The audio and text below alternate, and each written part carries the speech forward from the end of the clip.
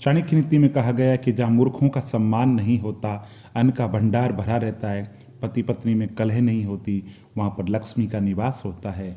और चाणक्य नीति कहती है कि अगर अपने कार्य के प्रति समर्पण को देख करके आपके आसपास के लोगों में आतंक पैदा नहीं होता है, तो इसका अर्थ ये है कि आप अपने कार्य को गंभीरता से नहीं कर रहे हैं। और चाणक्य नीति कहती है कि मैदान से हारा हुआ व्यक्ति फिर से जीत सकता है, परंतु मन से हारा हुआ व्यक्ति कभी नहीं जीत सकता। आपका जो आत्मविश्वास है आपकी सर्वश्रेष्ठ पूंजी है। और चाणक्य नीति कहती है कि जरूरी यह नहीं कि आपकी उम्र क्या है, जरूरी यह है कि आप किस उम्र की सोच रखते हो, ये महत्वपूर्ण है। और चाणक्य नीति कहती है कि जितना कम बोलोगे उतने ही ज़्यादा पसंद किए जाओगे। चाणक्य नीति में कहा गया कि कोयल की सुंदरता उसके गायन में है, और एक स्त्री की सुंदरता उसके परिवार के प्रति समर्पण में है, और एक बदसूरत आदमी की सुंदरता उसके ज्ञान में है, और एक तपस्वी की सुंदरता उसकी क्षमाशीलता के अंदर है।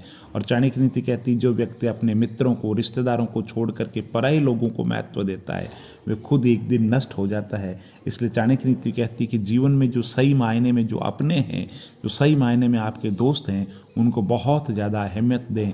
और चाणक्य नीति कहती है शरीर को चंगा रखो, दिमाग को ठंडा रखो, जेब को गर्म रखो, आंखों में शर्म रखो, जुबान को नरम रखो, दिल में रहम रखो, क्रोध पर लगाम रखो, व्यवहार को साफ रखो, होठों पे मुस्कुराहट रखो। फिर स्वर्ग जाने की जरूरत क्या है, यहीं धरती पर स्वर्ग है। व्यस्त रहें और मस्त रहें। चाणक्य नीति में कहा गया कि जहाँ मूर्खों का सम्मान नहीं होता, अन्न का भंडार भरा रहता है, पति पत्नी में कलह नहीं होती, वहाँ पर लक्ष्मी का निवास होता है। और चाणक्य नीति कहती है कि अगर अपने कार्य के प्रति समर्पण को देख करके आपके आसपास के लोगों में आतंक पैदा नहीं होता है, तो इसका अर्थ ये है कि आप अपने कार्य को गंभीरता से नहीं कर रहे हैं। और चाणक्य नीति कहती है कि मैदान से हारा हुआ व्यक्ति फिर से जीत सकता है, परंतु मन से हारा हुआ व्यक्ति कभी नहीं जीत सकता। आपका जो आत्मविश्वास है आपकी सर्वश्रेष्ठ पूंजी है।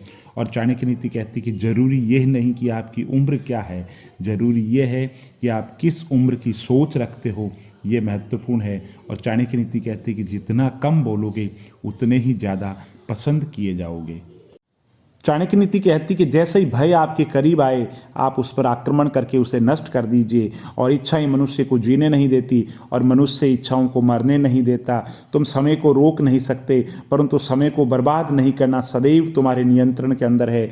दूसरों की गलतियों से सीखो, अपने ऊपर प्रयोग करके अगर सीखोगे तो तुम्हारी आयु कम पड़ जाएगी। और चाणक्य नीति कहती जो जिस कार्य में कुशल हो उसे उसी कार्य के अंदर लगना चाहिए। और चाणक्य नीति कहती है कि एक अनपढ़ जो व्यक्ति है वो जीवन के अंदर आदर नहीं पाता है। इसलिए माँ बाप का ये कर्तव्य है कि बच्चों की अच्छे तरीके से शिक्षा की व्यवस्था करे। और चाणक्य नीति कहती है कि सारस की तरह बुद्धिमान व्यक्ति को अपनी इंद्रियों पर नियंत्रण रखना चाहिए, और अपने उद्देश्य, स्थान की जानकारी समय और योग्यता के अनुसार प्राप्त करनी चाहिए। और चाणक्य नीति कहती है संतुलित दिमाग जैसी सादगी नहीं, संतोष जैसा सुख नहीं, लोभ जैसी बीमारी नहीं, और दया जैसा कोई पुण्य नहीं।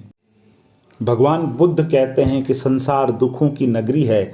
जन्म दुख है, मृत्यु दुख है, मिलना दुख है, बिछुड़ना दुख है। इस संसार में प्रत्येक व्यक्ति ने इतने आंसू बहाए हैं कि महासागरों का पानी कम पड़ जाए। तो भगवान बुद्ध से जब कोई पूछता था दुखों का कारण क्या है और दुखों का निवारण क्या है, तो भगवान बुद्ध कहते थे दुखों का कारण है तृष्णा, इच्छा जिनका कभी अंत नहीं होता। एक इच्छा पूरी होती है, दूसरी इच्छा तुरंत जन्म ले लेती है। ये जो इच्छा है ये दुखों का कारण है। जिस दिन ये तृष्णा और इच्छा खत्म हो जाएगी उस दिन संसार के अंदर दुखों की निवृत्ति हो जाएगी।